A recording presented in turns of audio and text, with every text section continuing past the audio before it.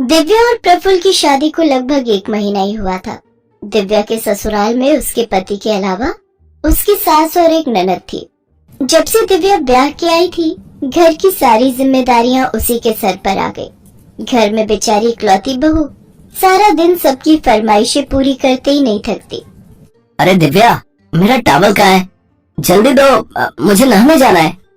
हाँ हाँ, ये लीजिए, सामने ही तो रखा था। बहू, अरे ओ बहू, अरे कहाँ रह गई? चाय आज ही मिल जाएगी या कल तक का इंतजार करूं? जी लाई, सारा दिन बस ये करो वो करो। ऐसा लगता है बहू ने कोई काम वाली लाए हैं जिससे बस सारा दिन काम करवाते रहो। सुबह से शाम तक बस उनकी फरमाइशें पूरी करते रहो। इससे लाख गुना खुश तो मैं अपने मायके में थी, जहाँ मैं बस ऑर्डर करती थी और मेरी माँ मेरी सारी फरमाइशें पूरी करती थी। मेरी ही गलती थी जो अपने पापा की बात मानकर इस घर में शादी के लिए तैयार हो गई। नहीं तो वो कनाडा वाला मनप्रीत आज मुझे रानी बना कर रखता और विदेश में रहने को मिलता वो अलग। हाय मेरी किस्मत, यहीं आकर फंसना था मैंने।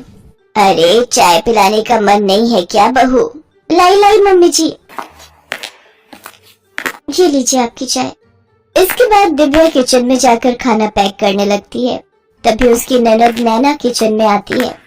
भाभी, अगर मेरा लंच पैक हो गया हो तो दे दो, मुझे कॉलेज के लिए देर हो रही है। हाँ नैना, बस 2 मिनट, ये लो। नैना टिफिन लेकर वहाँ से चली जाती है।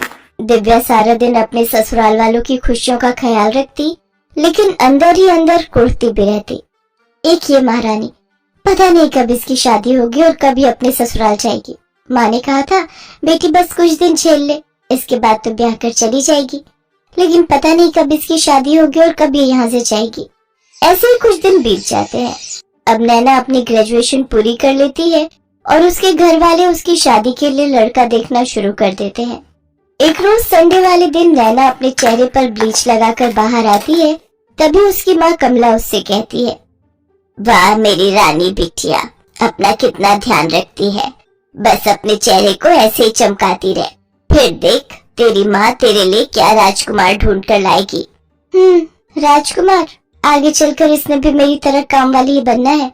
वैसे आशा बहन ने अपनी नैना के लिए एक बढ़िया रिश्ता बताया है। परसों लड़के वाले इसे देखने आ रहे हैं। क्या सच में माँ? मेरी छोटी सी बहन कब इतनी बड़ी हो गई, पता ही नहीं चला। लड़के वाले? अरे वाह, ये तो बहुत अच्छी बात है। अब नैना की शादी हो जाएगी।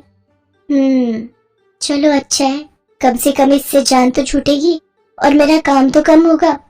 कुछ देर बाद नैना अपना चेहरा धोकर आती है तो उसके चेहरे पर लाल रंग के बड़े बड़े धब्बे उभर आते हैं। वो जोर से चिल्लाते हुए बाथरूम से बाहर आती है। ओह नो, ये मेरा चेहरा, ये मेरे चेहरे को क्या हो गया?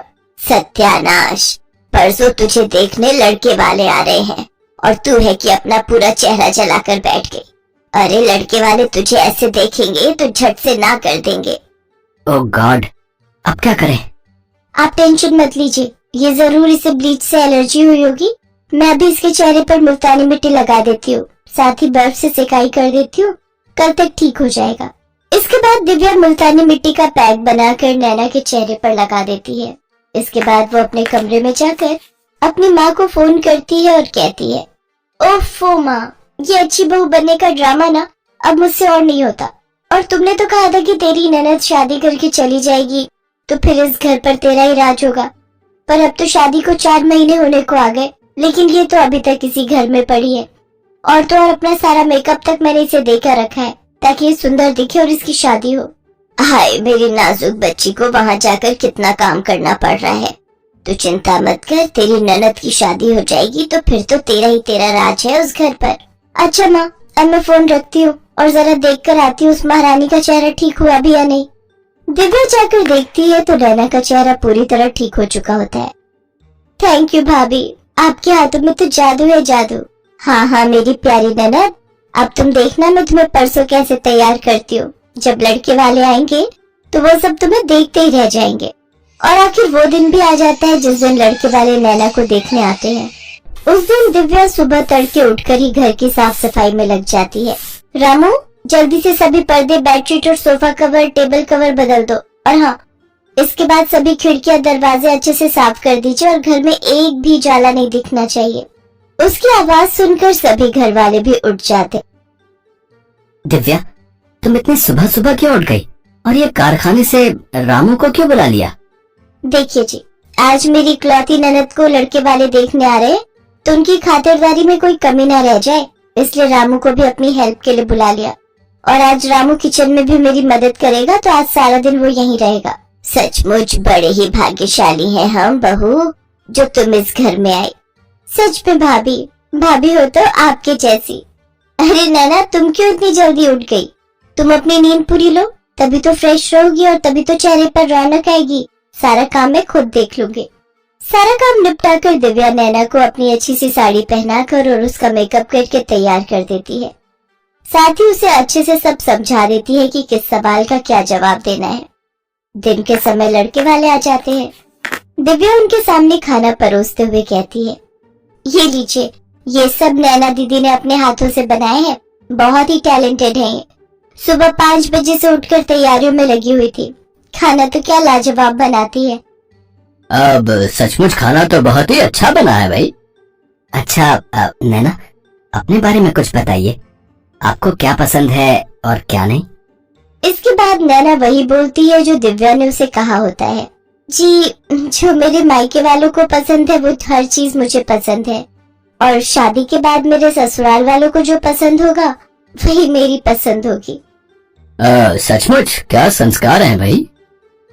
इसके बाद लड़के वाले रिश्ता पक्का करके चले जाते हैं। दिव्या अपने कमरे में जाकर अपनी माँ को फोन मिलाती है।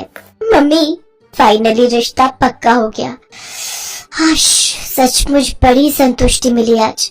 इसके बाद दिव्या अपने पंडित को पैसे देकर इसी महीने में मुहूर्त निकालने को कहती है। पंडित बिल्कुल वैसे ही करता है। इसके बाद तो दिव्या की खुशी का ठिकाना नहीं रहता और वो खुशी खुशी सारी जिम्मेदारी अपने ऊपर ले लेती है। नैना के लिए शॉपिंग से लेकर उसके पार्लर तक, मेहंदी वाले से लेकर डीजे वाले तक, सबका इंतजाम वो कर लेती है। दिव्या उस दिन बहुत खुश थी।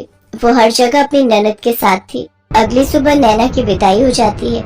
नैना की शादी के 2 दिन बाद दिव्या काफी उदास अपने कमरे में बैठी थी। तब उसका पति प्रफुल्ल उससे कहता है, क्या हुआ दिव्या, तुम इतनी उदास क्यों हो? प्रफुल्ल, मैं हमेशा सोचती थी कि नैना जल्दी से ब्याह कर अपने ससुराल चली जाए, लेकिन अब जब वो चली गई तो उसके बिना ये घर कितना खाली हो गया। ऐसा लग रहा है मानो मुझसे मेरी बहन बिछड़ गई हो। इसके बाद प्रफुल्ल हंसते हुए उसे गले लगा लेता है।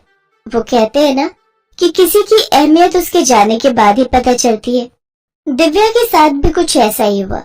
नैना की शादी के बाद उसे अपनी ननद की अहमियत समझ में आई।